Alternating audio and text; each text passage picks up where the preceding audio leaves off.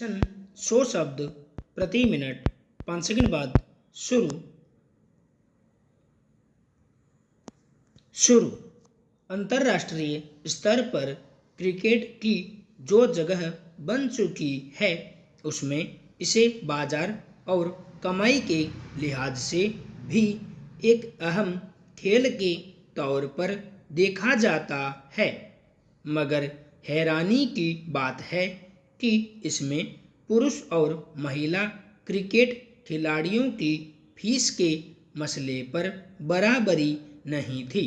हालांकि लंबे समय से यह सवाल उठाया जाता रहा था कि इस खेल में पुरुषों के मुकाबले महिलाओं को कम मेहनताना दिए जाने का आधार क्या है। क्या इसके पीछे महिलाओं को कम करके आंकने का भाव नहीं पता चलता है? क्या उनके खिलाफ यह प्रत्यक्ष भेदभाव नहीं है? इस सवाल का कोई उचित जवाब यही हो सकता था कि इस दिशा में पुरुष और महिला खिलाड़ियों के बीच हर स्तर पर बराबरी लाने के लिए जरूरी कदम उठाए जाएं। अब भारतीय क्रिकेट कंट्रोल बोर्ड ने फिलहाल शुल्क के मामले में गैर बराबरी को खत्म करने के लिए एक बड़े कदम की घोषणा की है। बोर्ड की ओर से गुरुवार को कहा गया कि हम अपनी अनुबंधित बीसीसीआई महिला क्रिकेटरों के लिए वेतन समानता की नीति लागू कर रहे हैं। पुरुष और महिला क्रिकेटरों दोनों के लिए मैचों की फीस समान होगी, क्योंकि हम भारतीय क्रिकेट में लैंगिक समानता के नए युग में प्रवेश कर रहे हैं। यह भारतीय क्रिकेट के इतिहास में एक बड़ा और सकारात्मक कदम है। हालांकि ऐसा बहुत पहले हो जाना चाहिए था।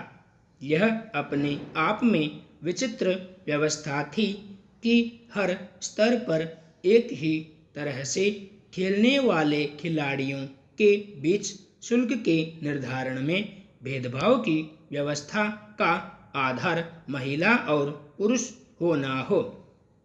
एक पुरुष खिलाड़ी को एक टेस्ट मैच के लिए 15 लाख रुपए, एक दिवसीय के लिए 6 लाख और T20 अंतर्राष्ट्रीय मैच के लिए 3 लाख रुपए फीस के तौर पर मिलते हैं।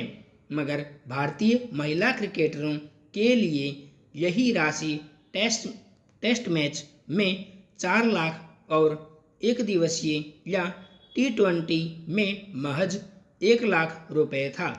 बेशक अब नया फैसला लागू होने के बाद अनुबंधित महिला टीम के खिलाड़ियों को भी पुरुष खिलाड़ियों के बराबर फीस मिलेगी, मगर यह व्यवस्था फिलहाल सिर्फ प्रति मैच के मामले में लागू होगा। सालाना अनुबंध की राशि अब भी पहले से निर्धारित रकम के मुताबिक ही मिलेगी। जाहिर है, फीस में यह समानता अभी पुरुष और महिला क्रिकेट खिलाड़ियों के बीच बराबरी की व्यवस्था को लागू करने की ओर बढ़े शुरुआती कदम हैं। यह समझना मुश्किल है कि महिला क्रिकेटरों के प्रति भेदभाव के पीछे क्या वजहें रहीं। भेदभाव की यह व्यवस्था आमतौर पर सभी खेलों और दुनिया भर में रही है। एक दलील यह दी जाती है कि महिला क्रिकेट के दर्शकों की संख्या चूंकि कम होती है, इसलिए इसका असर उनके मेहनताने पर भी पड़ता है। लेकिन जब एक खेल का समूचा ढांचा पुरुष और महिला खिलाड़ियों के लिए एक ही है, तो उसमें महिला क्रिकेट के आयोजन को लोकप्रिय बनाने की जिम्मेदारी किसकी है? पिछले कुछ सालों के दौरान महिला क्रिकेटरों ने अपने प्रदर्शन के बूते मैदान में अपनी क्षमता साबित की है और भारी पैमाने पर लोगों की दिलचस्पी इस खेल में बढ़ी है। दरअसल किसी खेल की लोकप्रियता उसके आयोजन और आयोजकों के रुख पर निर्भर है कि उसे कितनी गंभीरता से लिया जाता है। अब अगर मैचों में फीस बराबर करने की पहल की गई है तो उम्मीद है कि हर स्तर पर पुरुषों के मुकाबले बराबरी को महिलाओं का हक माना जाएगा और इसे लेकर कोई बहाना या टालमटोल का रवैया अख्तियार नहीं किया जाएगा।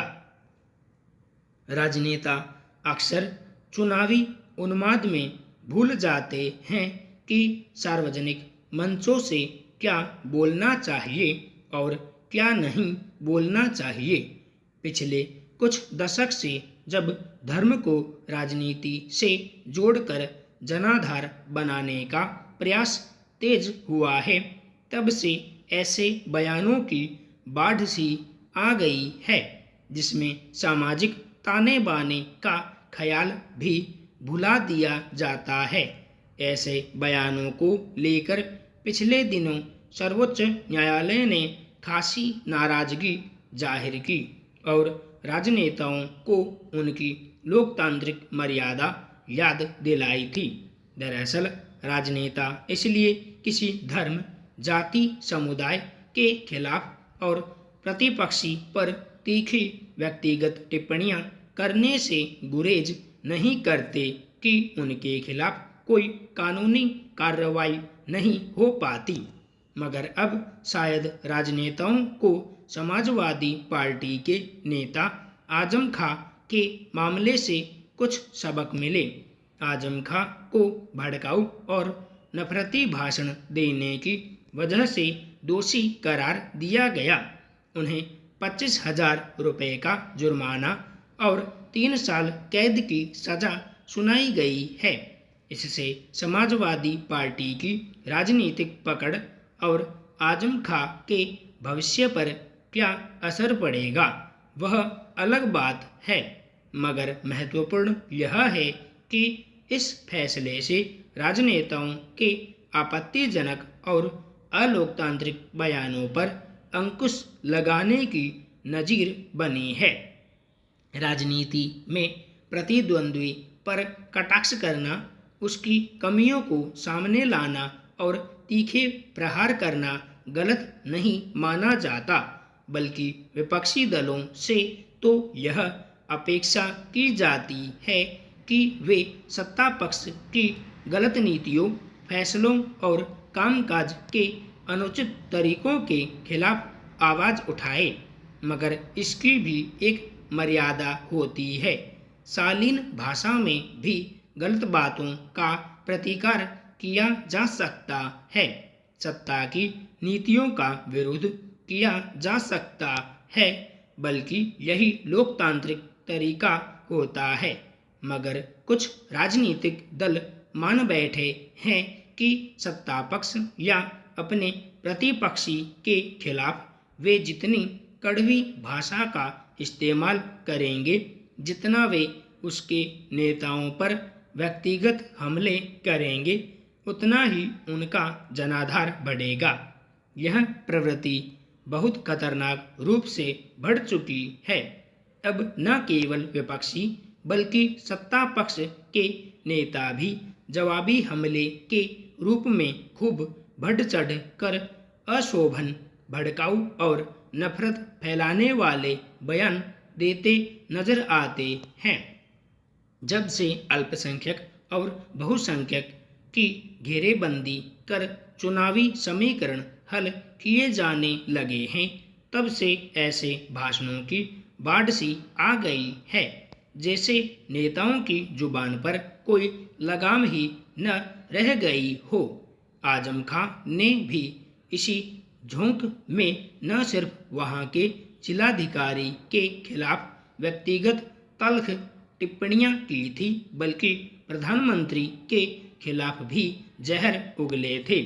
कायदे से चुनाव प्रचार के समय दिए जाने वाले नफरती और आपत्तिजनक बयानों के खिलाफ कड़ी कार्रवाई करने का अधिकार निर्वाचन आयोग को है, मगर वह प्राय अपने कान में तेल डाले रहता है। संपूर्ण विराम।